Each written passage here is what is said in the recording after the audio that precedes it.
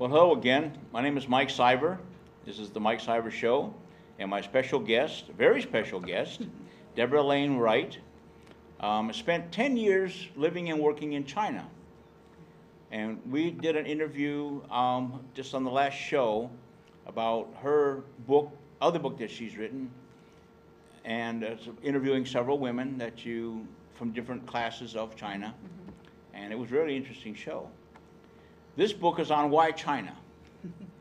And Debra and I have a lot in common in one aspect. We've both we travel a lot. I've been fortunate, and Debra's been fortunate to travel a lot. So, at that point, we have a lot in common. And a lot in common is that we know what other countries, as a rule, think of Americans overseas. And how do we survive in that atmosphere? So with that, I'm going to turn this over to Debra and let her explain her book, Why China? Okay, thank you, Mike. You're absolutely right that it's one thing to go and travel and go there for maybe a week or 2 weeks and then come back, but when you're living there, you have no chance but to survive. It's sink or swim. So the funny thing about this is I have traveled all over the world. I've been to many places, but I did not have China on my bucket list. I never expected to be going and living and working in China. Right. But as they say, they gave me an offer I couldn't refuse, and it was an interesting opportunity. And when I went over to China, I realized that I had just as many misconceptions as other people do about China. It's a very interesting place. It's a fascinating place, and the people are amazing. So when I would tell my friends I was moving to China, they all said, why China? You know, Debra, you can go anywhere in the world. Why China? But when I went there, I really found that we are very similar, we're very different. You know, there's a lot of similarities that we have as a people, but then again, we have the cultural differences. And if you don't understand the cultural differences of a country like China with 1.4 billion people, right. You have to, you know, when you go there, their saying is guest follows host.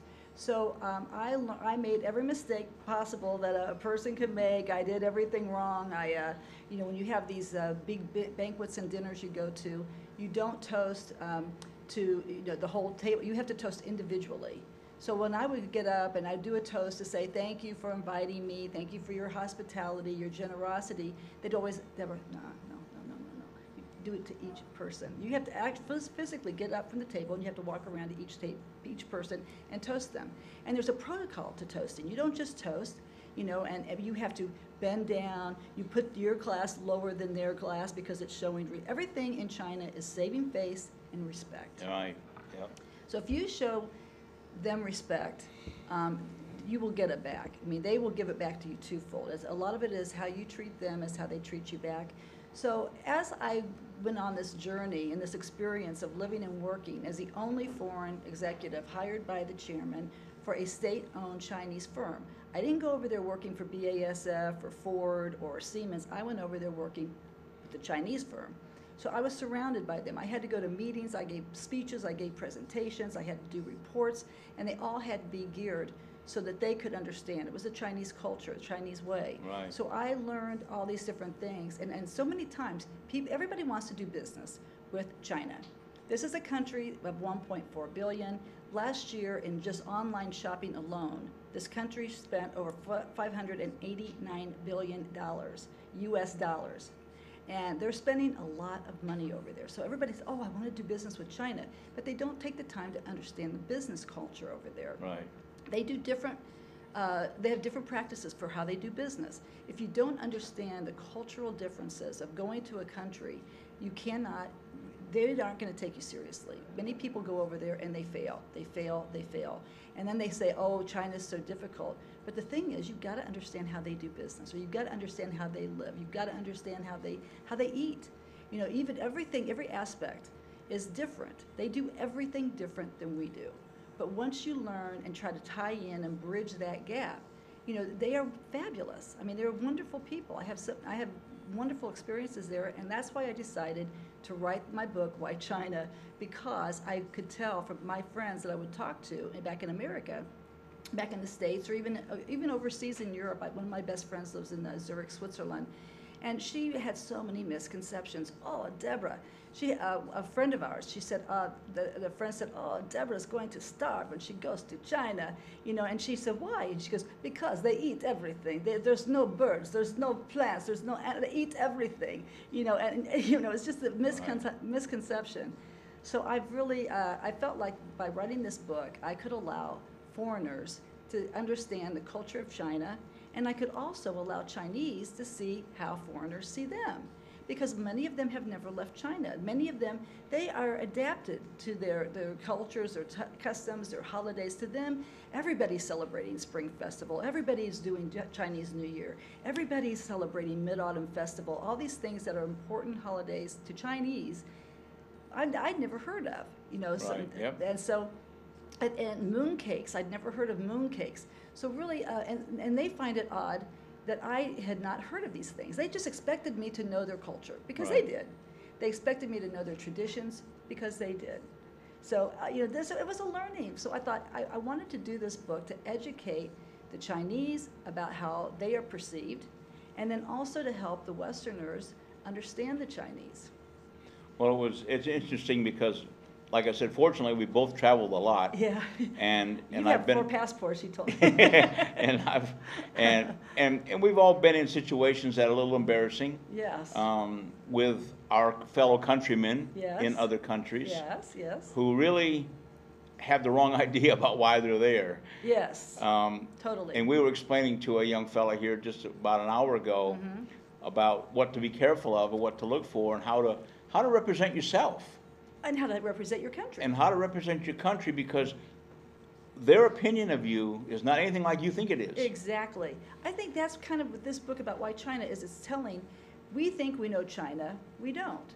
Chinese think we know China, we don't. They think they know America. They watch American movies, for example, Right. and they think that that is America. It's a very small segment of America. So we both have misconceptions going back and forth. I found, too, a lot of it was attitude. Yes. My attitude, and I learned the hard way a couple times,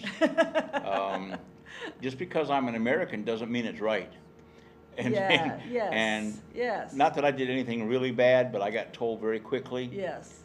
Mike, you need to back up a little bit. Yes. Yes. Or, like I said, I spent a lot of time in Australia, and one of their big sayings is, back off, Jack. You've gone too far.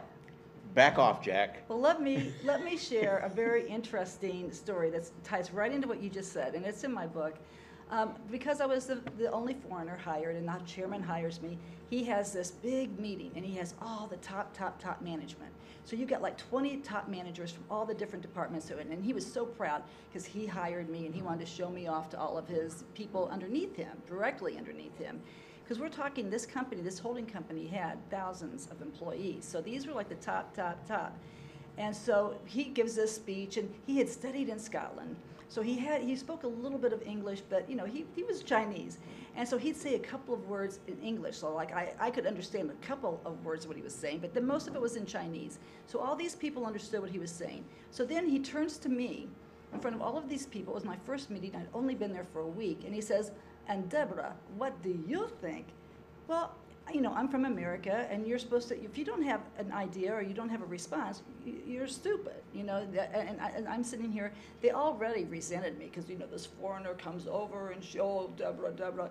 So I tried to say something that make me sound halfway intelligent, and what I found out later, and when I did this, everybody's mouth dropped open. You would think that I, took off all my clothes or something.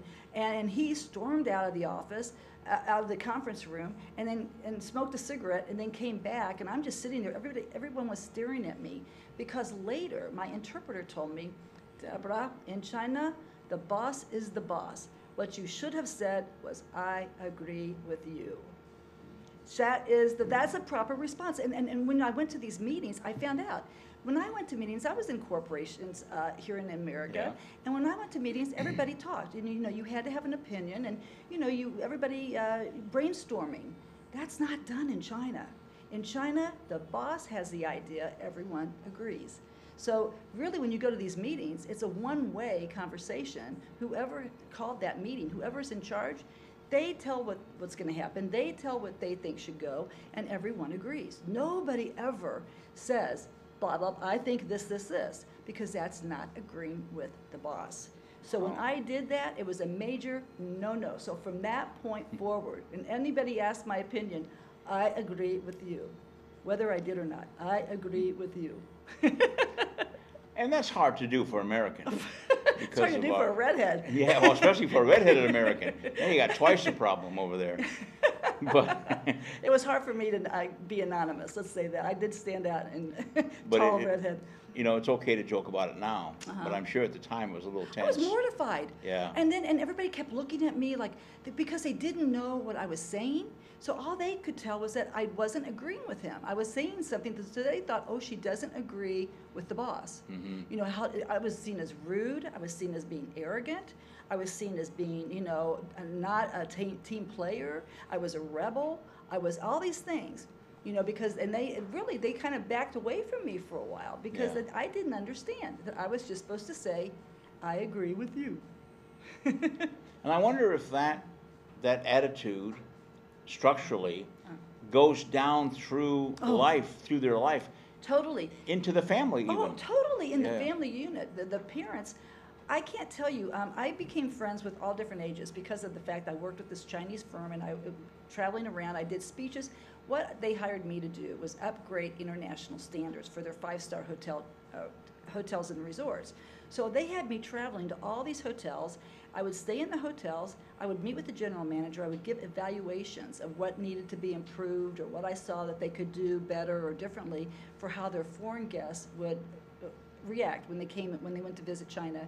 So when I would go around, they had all these workers. I got to know people who were college age, you know, who just graduated, who were working. I got to know people who were parents.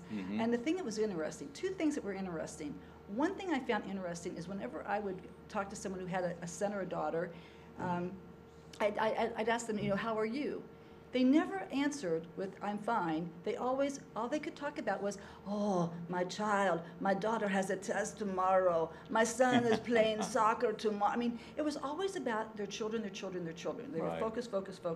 But then the other younger ones, it was always like, oh, my mother told me to do this. My father told me to, I mean, it was always, you know, the power struggle. So over there, it seems like a lot of the times, you know, there's always a sense of authority and everyone else falls in line. It's almost like robotic. So you do what you're, you know, filial piety, which is from the Confucius philosophy, is still alive and well in China. Is it, I mean, some of the countries I've lived in, the oldest person in the home is the leader of the home. Oh, totally. Is a final say. Totally. So you had mama-sans and you had the Papa-sans. Yeah, and grandmas. You have 3 generations living under the same roof.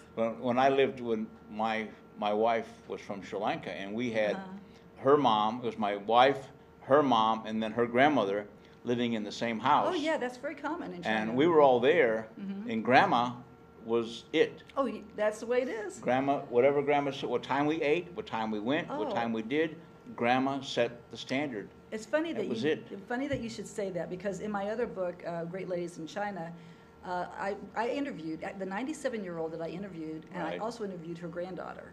Wow. So I got to know the family really well, and she ruled that. I mean, whatever she wanted, whatever she dictated, I mean, that is what was done.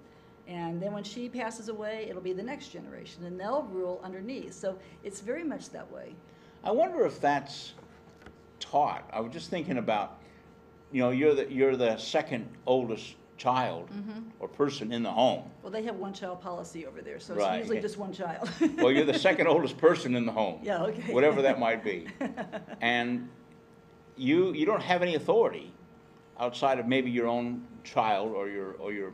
Well, this brings up a really good topic that, I mean, we could talk about this for hours, but the education system in China, those kids are under so much competition and they're under so much pressure. Right. Because they get up, many of these children, from the day they start first grade, the pressure is, and these parents push them to be number one.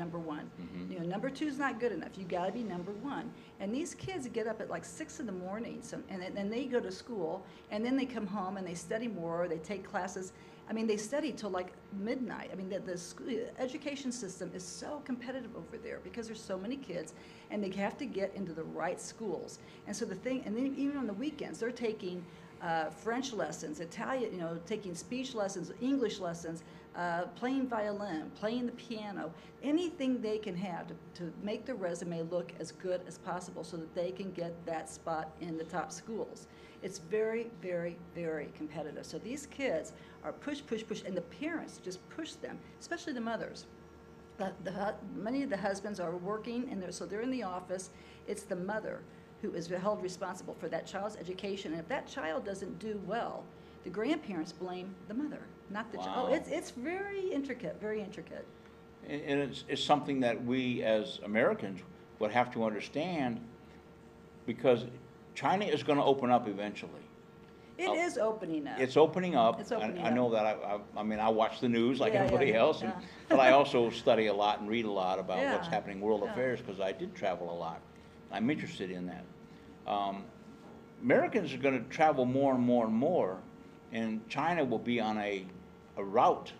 China's already preparing for that. I went to a lot of, I got invited to a lot of conventions that I had nothing to do with, but they just like to have a low-wi. They like to have a foreign face, and then all the cameras would be on me, and sometimes I don't even know why I'm here, but I'd be there, and I attended the International Tea Conference. I attended the International Tourism Conference, and they were talking about exactly, I mean, preparing. They want foreigners to come to China. They want foreigners to come and spend money, and they were trying to make their attractions more attractive for foreigners, because all the Chinese know the customs. They've got these mountains there that are fabulous. They've got temples. They've got all these different, you know, of course, the Great Wall, Forbidden City, all these great things that people like to go and see.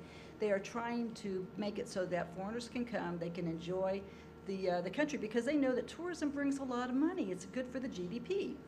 So, and that's another reason why I was actually asked to be, I was the Nanjing International Cultural Ambassador, and I actually worked with the government officials on how to make their attractions there more international, so that the foreigners could come and learn about their culture. They're trying to open up.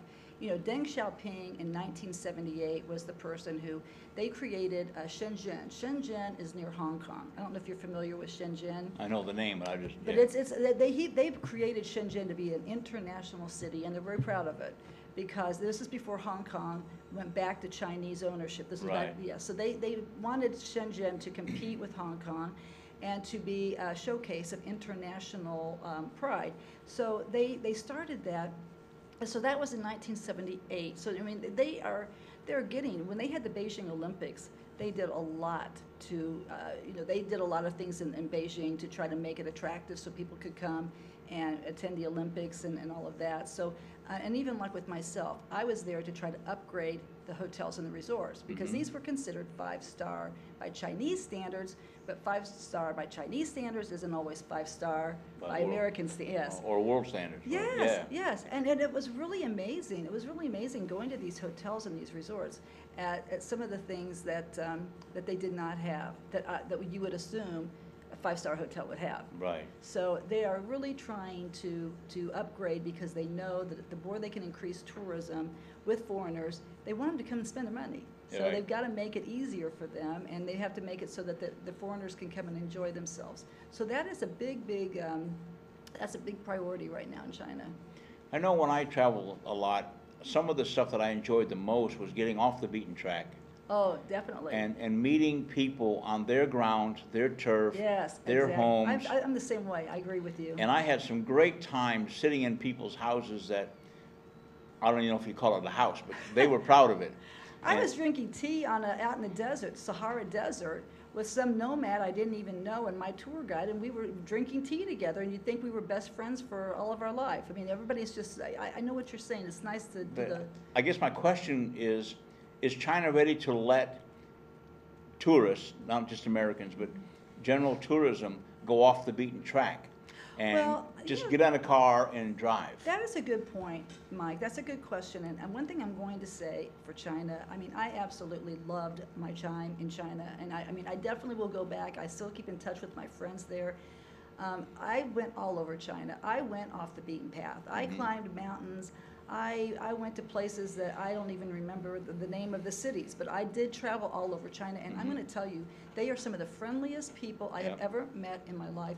They're hospitable. They are so generous. I would go to these cities, and I'd do this, for if I wanted to find a restaurant. They would actually walk me to the restaurant. They'd seat me right in front of the window because they were so proud to have a foreigner eating at their restaurant. They wanted to advertise. But I found them to be so generous, so kind. I don't speak Chinese. So this is the thing. I did not learn Chinese. I took 4 years of French in college, but I don't speak Chinese. I speak a little bit. I speak enough to get by. But I will say, I traveled alone. I traveled on trains, planes, buses, taxis, everything. And I never had one single bit of problems. I never had anybody steal anything from me. I never had anybody act suspicious towards me. Everyone was kind and helpful. And smiled a lot, and I mean, the smile is a universal language anyway, but I met delightful people, and I never felt scared.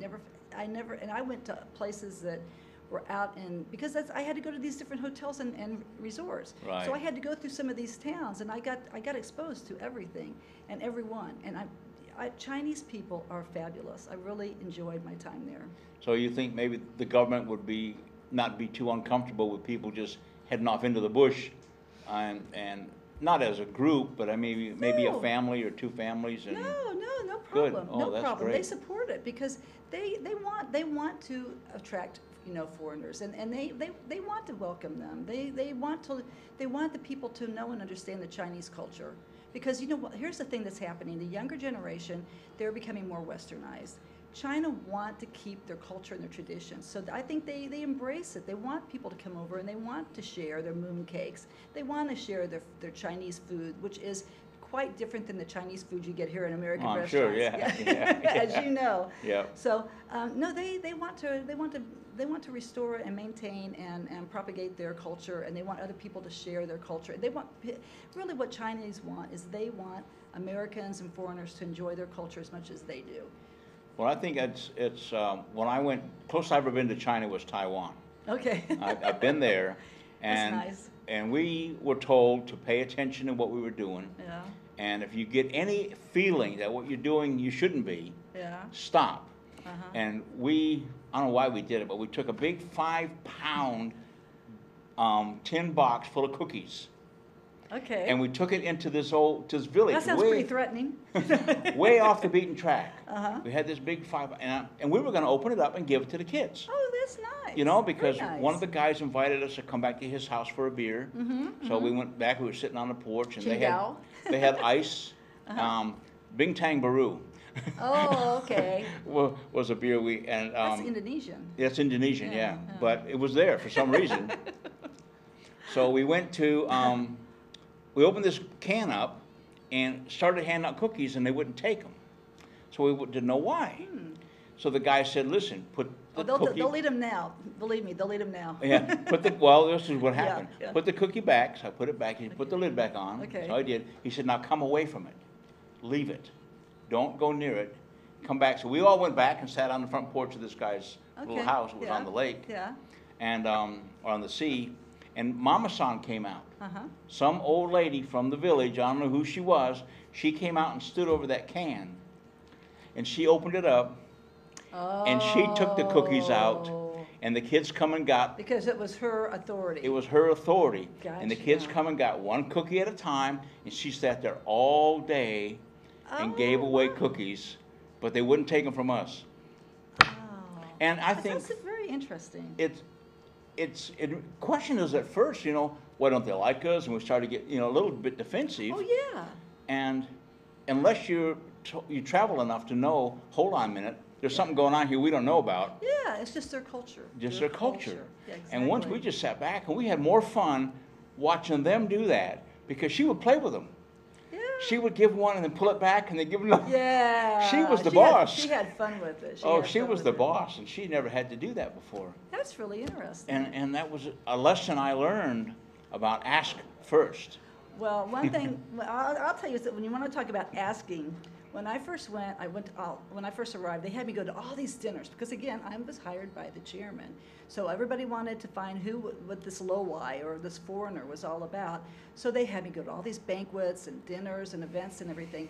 Well, they have food. They prepare food differently than we prepare food. Mm-hmm. So how we would prepare chicken or how we would prepare vegetables, I mean, they just do it differently, and they have different vegetables over there that we don't have here. Right. So they'd have all these things, and I would ask, what's this, what's this, what's this, and then after I'd eat it, then they'd tell me, and I'd be like, oh, I don't think I should have eaten that. Yeah. So what I learned is just to go, choose what I liked and not ask what I was eating, because been there. Sometimes you don't want to know what you're eating. No, you don't. You don't ask anymore. I don't ask anymore what I'm eating. Especially when I in China. like that. I went to this really fancy restaurant in Shanghai, and I was being entertained and taken to dinner, and they were so proud. They had this huge lobster, and the lobster itself had been gutted out, and they had chopped up the meat and put it back in, Mm-hmm. but the head was still on, and the head didn't know that it was dead, because the head was still moving. Oh, wow, yeah. And they had this going on this Lazy Susan, and I mean, it really I love lobster, but not when the head is not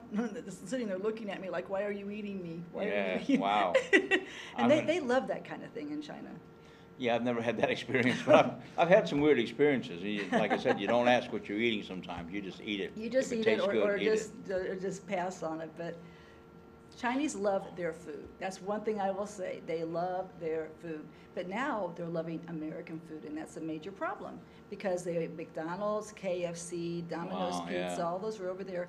And the children are going, and the grandparents want to spoil the child because that's their only grandchild. Right. So they're taking them where the children want to go. The children want to go to McDonald's, they want to go to KFC, they want to go to Domino's. For the first time ever in China, they are having a problem with obesity in children.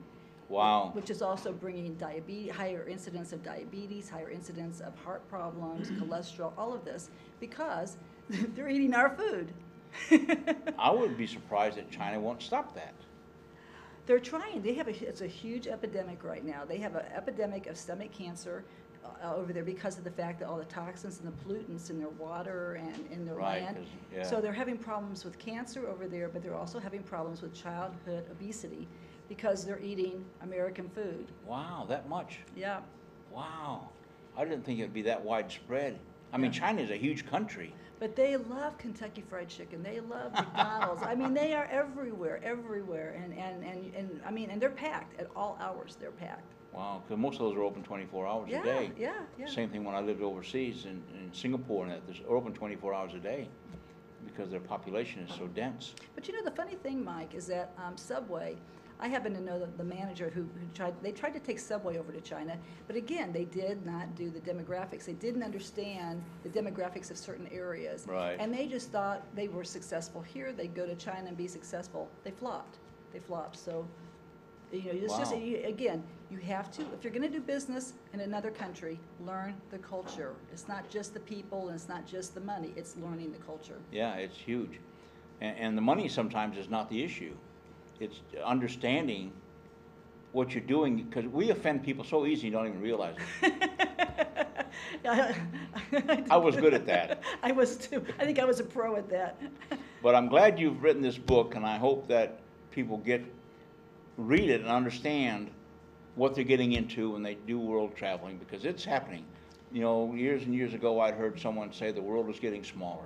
I think the biggest thing, Mike, is respect. Everybody, they love their country as much as we love our country. And when we're going to go there to another country, guest follows host, show respect, and show that, embrace them and get on their, when in Rome, do as the Romans do. And the same thing in China or Singapore or Greece or wherever you go. You've got to understand the culture, and you have to show respect. Because we would want the same for the foreigners that come here. It's a matter of mutual respect.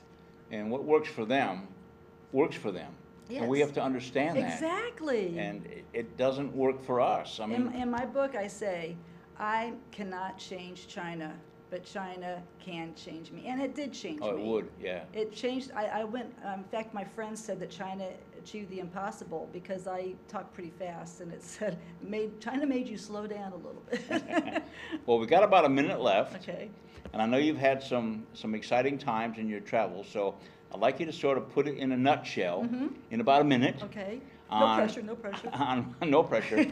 On what you got out of this that you've done. You've already explained some of that about changing yourself. Okay, what did I get out of China? Yeah. Okay, what I got out of China was I realized it's not our skin that makes a difference, it's our heart and how we think.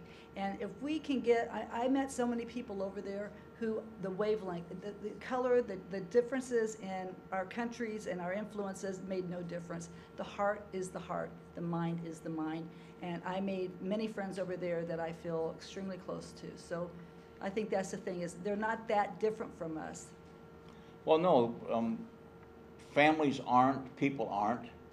And They love and hate just as much as Yeah. all over the world. You know, it's just different. When you go to another country, show respect and also understand that it's the heart and the mind. We all have the same thing inside.